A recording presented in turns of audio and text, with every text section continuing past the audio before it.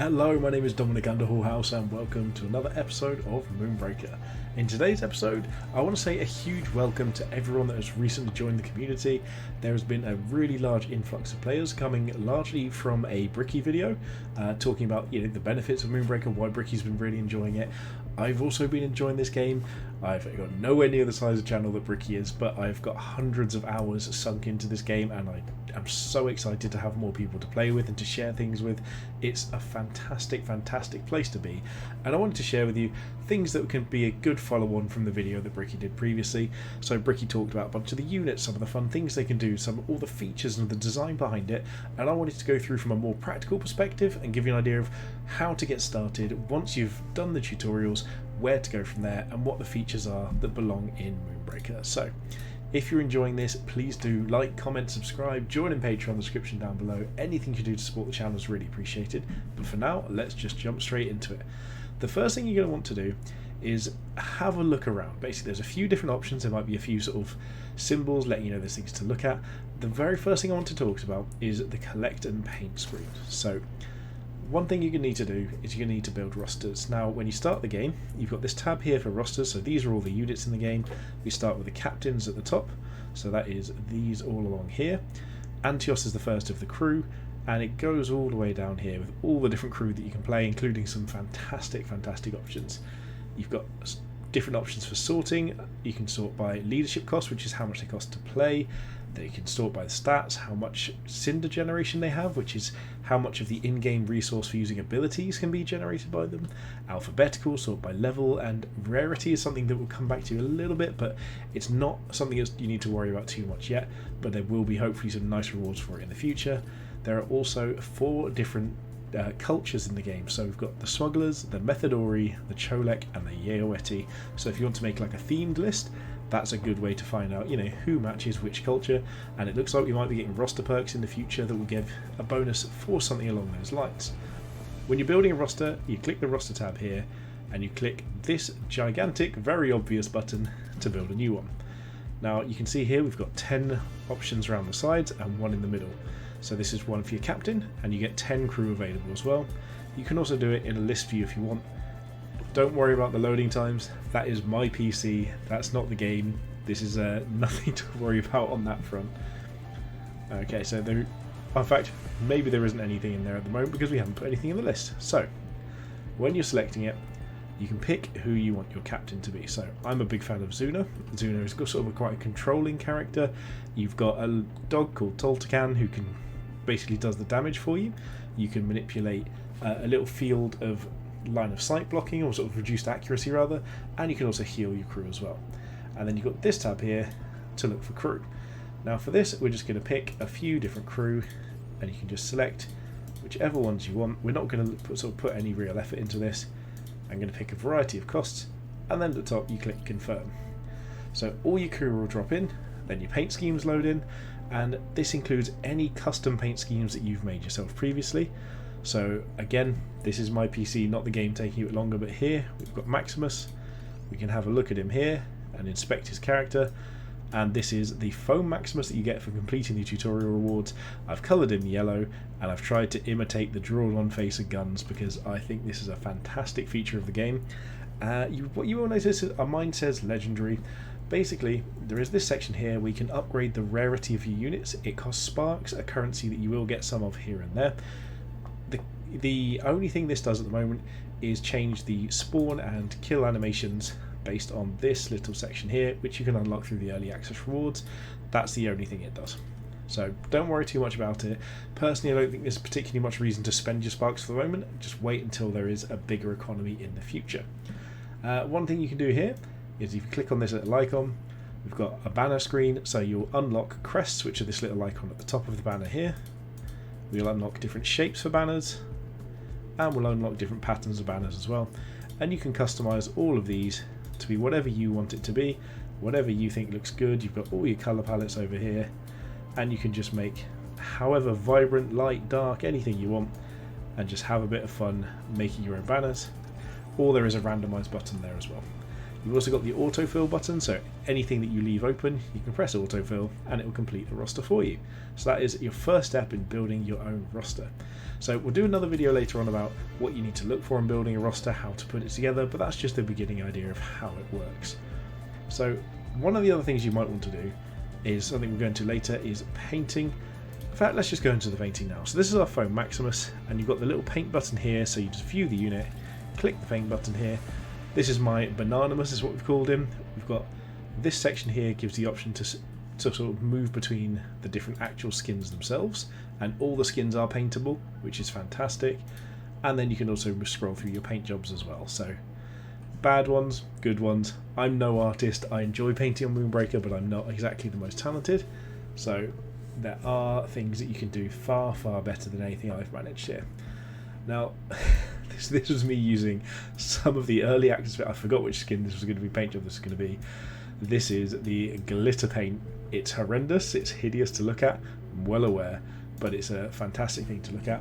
And one thing to make you feel better about the painting system in this game is that if you have a look at every single unit in the game and all this amazing detail all over, every single one of these models was painted using the in-game paint tools.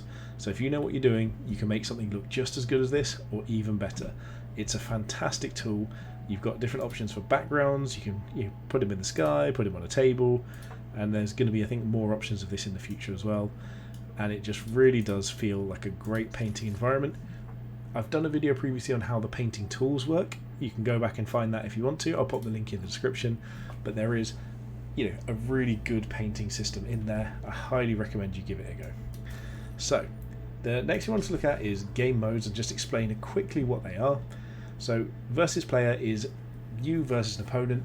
Each game will have a scenario. It will tell you at the beginning what the scenario is. There'll be capture points that you need to hold. To hold an objective, you basically need to have it at the start of your turn with no enemy units in range. So it's very easy for them to turn that off. There's going to be huge changes coming to this in future updates, but the best way to learn these is to just go into a little bit of trial and error, and the best way to do that is in AI games. So the game itself has changed massively in terms of how it functions. So the AI hasn't quite kept up as well as it might have done when it was sort of originally implemented, but that is something the dev team are working on constantly. To be completely honest, the speed that this game has changed and developed and moved forwards, it would be a waste of the dev team's resources to try and keep the AI keeping up with it. Once things have got to sort of a point where they know, right, this is where our final form is going to be, that's when I do more AI updates. They are actually still constantly updating it anyway, but that's when I expect it to get to a final mode. Next here, we have got Cargo Run. So Cargo Run, you start with a set roster, and then you complete missions. You pick up loot boxes, which give you sometimes temporary buffs, sometimes permanent buffs for the rest of your run.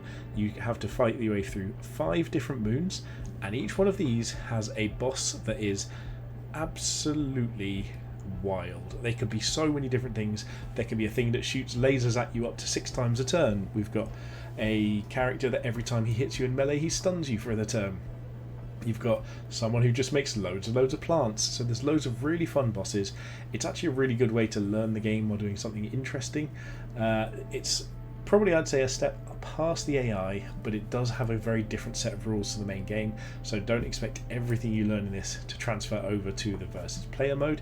But there is permadeath for your units in these runs, so anything you lose dies, but any new units you pick up stay in your roster as well. You definitely start with a bigger roster than this one I've got halfway through. You can tell I've not had the biggest success here, and I've still got 3 moons to go, so that might be a bit of a challenge. And then next up here in the play screen, we've got the leaderboard. So this is going to be getting a really big update when the next big patch comes. There's going to be a ranked mode, so I imagine this will be replaced. You can see here I'm at rank 59. I have not played much since this update has come out. I'm looking forward to playing more and getting my rank up, and hopefully joining some very familiar looking names up here in how getting higher up in the ranks and being that sort of that voice of a bit of help, a helping hand across the community.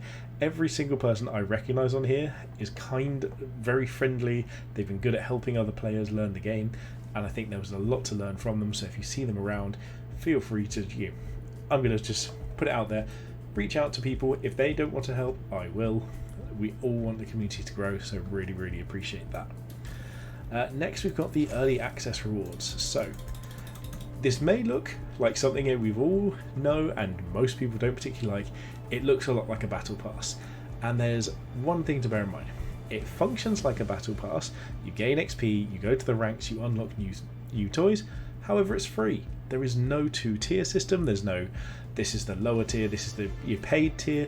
Everything on here is completely free, and this is now the early access rewards. There is no time limit on these at the moment whatsoever, so you've got as long as you need to earn what you want. We get profile pictures, banners, sparks, resources, little decals, so stickers you can put on when you paint, new paints, metallic paints, and loads more. If we skip a little bit ahead to, this is the end of the very first track. So this was when the game was first released. You get Deathbot Extilior, you get a completely different Extilior skin, which is again fully paintable. You can have a whole bunch of fun with it. And then we've got 5 bonus levels that came up recently, finishing with those horrendous, well, no, the glitter paints are fantastic. My use of them on Maximus was horrendous. So there's another thing you've got access to. Really fun. If anyone who enjoys painting side of things whatsoever, you'll want to be going through a bunch of missions just to try and get fun new looking toys to paint with. So the last thing I wanted to mention here is, in fact, quickly go in here, this is where you change your portrait. I'm sure most of you have figured this out. And when you get characters to mastery level 3, you unlock their portraits as well. These are all the new units. So apart from 1 or 2, so Bulwark, Sentinel, Necker Hall, and Jailbreak, surprisingly, all of the rest of these are fairly new units. Everything else I have used, Tono Mystic Mateo. Everything else I've used extensively and unlocked almost all the portraits. You can have whatever you want. I just like having this one for the moment. And then up here, the audio dramas. So these are things you can do while you paint, or you can just listen to them because you feel like it. You can even find them on Spotify or elsewhere. So if you don't necessarily know if you're interested in purchasing the game, you can actually go and just listen to all of these free of charge. And we are now up to a total of 4. These are based around the captains. My personal favourite, it might be Zuna's story, followed by Astra's story. I actually thought Astra was going to be my least favourite of the original 3, which are these. She ended up being my favourite. I thought Zax's was going to be my favourite. It was fine. It was alright. I enjoyed it. And I thought Extilior's was going to be a bit rubbish. And I actually had a really good time with it. So, in fact, no, I lied. Zax's story is good as well. And then Zax's story follows straight onto Zuna's story. Oh, I love it. I love the world of Moonbreaker. There's so much intricacy. The voice acting is fantastic. I cannot recommend it enough. If you're not even, certain about buying the game, just go listen to the first one of these. It will convince you how much time and effort and how much real depth there is to the world. The stories are fantastic. The voice acting is incredible. There's sound effects. It is just something to put on, just listen to, and you think you're going to be able to switch off. But I found myself fully engrossed in them. I just wanted to hear it. I found myself going through. We've got the text form here, so I was like pausing it occasionally, being like, "Oh, I want to see like who this person is." You start realizing that there's loads of characters from inside the game that you might not have realized. For instance, in Extilior's story, you get the 2 people on a character called Switchback. So if we pop down here, there are 2 units here. We've got these 2 on the top. So this is DB and this is Recoil, and they both show up in Extilior's story. So it's all interlinked, it's all connected. There is a grand overarching story. We haven't got too much of it yet. We don't really know sort of where it's heading, but I am absolutely intrigued, especially following on from both Astra's and Zuna's stories. They've got me very keen to find out what's going, and these are released periodically as and when sort of during the periods when new captains are released, there will be new audio dramas as well. So there's your little whistle-stop tour of Moonbreaker, where to go, how to find things, how to navigate it once you're getting started. And in the next video, which I'll be doing shortly, I'll show you a very first game. I'll run through with one of the beginner lists, and it'll give you an idea of how the gameplay itself works. But this is really something that you're going to want to just get stuck into. You can learn a lot by doing in Moonbreaker. I'm happy to talk through everything that you might want me to, but for now, I want to thank you so much for watching. If you've enjoyed this, like, comment, subscribe. With this new influx of players, I'd love to build the channel. Subscriptions have been the most to me. It's been a little bit sort of stagnant for the meantime because the interest in Moonbreaker, like Bricky said, hasn't been what it deserves, and I would love to help the Moonbreaker grow, this channel grow, build a community around it. So if you can do so, I'd really love that subscription. But for now, thank you so much for watching, and most importantly, have a good day.